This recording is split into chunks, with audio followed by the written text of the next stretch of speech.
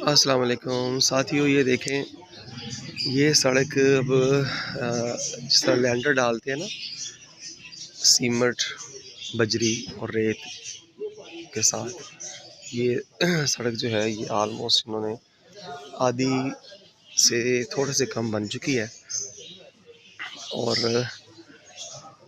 अब पता नहीं है कि स्टाइल की बना रहे हैं, बहरहाल कोई लेवल तो नहीं लग रहा, लेकिन ये है कि बना रहे हैं बस। और यहाँ से यहाँ तक इन्होंने बना ली है, यहाँ से अब आगे शुरू करेंगे ये। ठीक है जी, यहाँ से मामला आगे जाएगा। ये देखें, ये सारा मामला है।